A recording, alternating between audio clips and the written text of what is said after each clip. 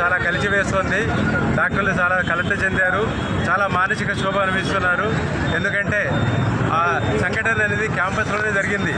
ఎవరైతే అక్కడ పనిచేస్తున్నారో ఆ వైద్య లేడీ డాక్టర్ మీద అమానుషంగా దాడి జరిపి లైంగికంగా వేధించి మానభంగంతో అత్యాచారం జరగడము, తర్వాత అదేవిధంగా అక్కడే మర్డర్ చేయడం జరిగిపోయింది.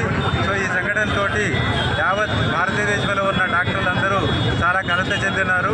దీనికి ప్రభుత్వమే ఒక సరైన నిర్ణయం తీసుకొని సరైన చట్టాలు అమలు చేసేలాగిన డాక్టర్ల మీద రాబోయే రోజుల్లో ఇలాంటివి పునరావృతం కాకుండా తగిన చట్టాలు రూపొందించాలని చేసి డాక్టర్ల తరఫున మేమందరూ ముక్తకంఠంగా దీన్ని ఖండిస్తూ అందరికీ ప్రభుత్వాలందరికీ మేము విన్నవిస్తున్నాము.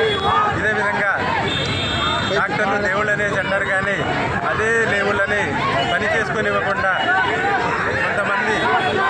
కొంతమంది మానవ మృగాల్లాగా వ్యవహరించి ఇలాంటి సంఘటనలు జరగడం చాలా దురదృష్టకర విషయము.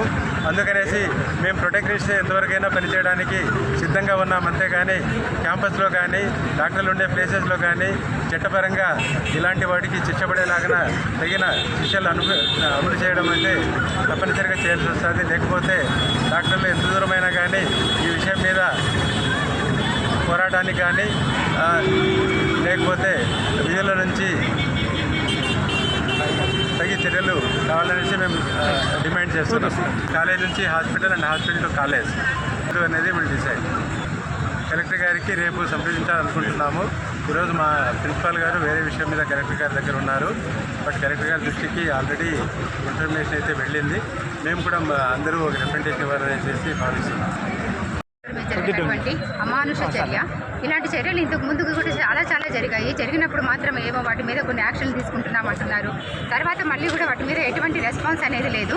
ఇలాంటివి ఎన్నెన్ని జరుగుతూ ఉంటాయి. ఇప్పుడు వరకు ఎన్నెన్ని చూసాము, కానీ ఏదానికి కూడా ఇది ఒక చట్టం తీసుకొస్తాము, ఈ చట్టానికి ఈ భయం అనేది వీళ్ళకు ఉంటుంది అనేది ఎక్కడా లేకుండా ఉంది.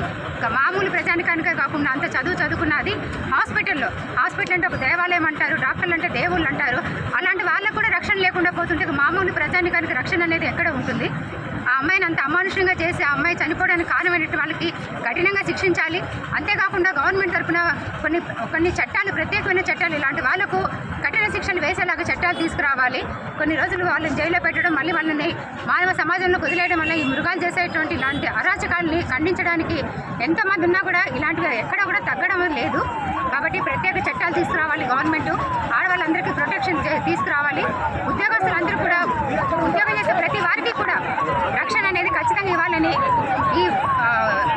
దీని ముఖంగా మేము గవర్నమెంట్ని మరియు కలెక్టర్ గారిని అందరినీ కూడా కోరడం జరుగుతుంది.